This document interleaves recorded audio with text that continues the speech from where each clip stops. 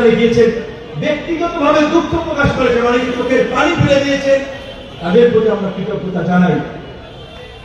কিন্তু ডাক্তাররা বলেছিলেন, আমি শুনেছি আমার ডাক্তার সেই সিঙ্গাপুরে কয়েকদিন আমরা একটি রুমে ছিলাম, মেডিকেলে ভর্তি ছিলাম, সেখানে সে ছিল, ঢাকায় ছিল, বারবার বলেছিল ভাই সে আমি নামাজ পড়তে পারিনি, কিন্তু ওইখানে সে 5 ওয়াক্ত নামাজ পড়ছে।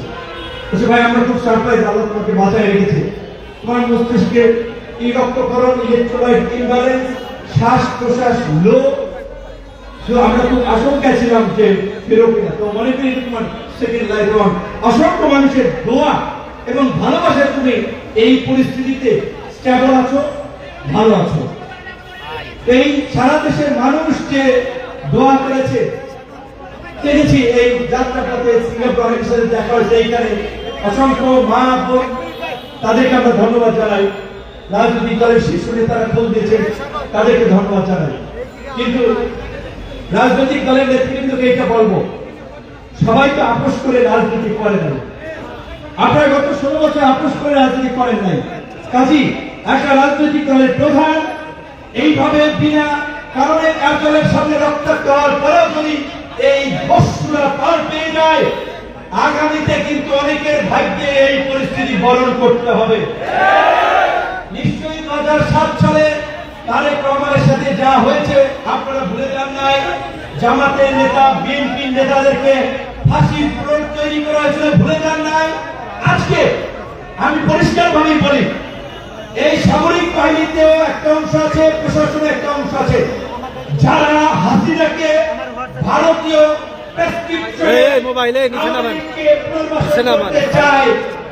তাদের বিরুদ্ধে যদি আমরা না দাঁড়াই, তাদের বিরুদ্ধে যদি ব্যবস্থা না নেওয়া হয়, তাহলে আব্দুল রহমান পার্থ বিএনপির সমাবেশে একটা কথা বলেছিল যে যারা জুলাই গণঅভ্যুত্থানের প্রোফাইল লাল করেছে, সাবধান হন, ভোটের জন্য অনেকে তোয়াজ করছেন, আমরা আওয়ামী লীগের বিরুদ্ধে না, হ্যাঁ অমুকের বিরুদ্ধে না, আমরা রাজনৈতিক দল নিষিদ্ধের পক্ষে না, এত দুর্বলিমান নিয়ে রাজনীতি করা যায় না।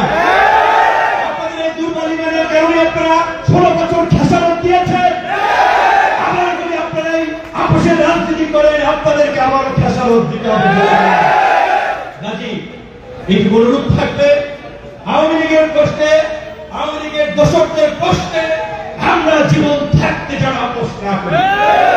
অবশ্যই আমরা বলেছিলাম যে ডক্টর ইউনূসের সামনে সুযোগ ছিল দক্ষিণ আফ্রিকার নেলসন ম্যান্ডেলার মতো যারা গুরুতর অপরাধ করেছে, এই গণঅভ্যুত্থান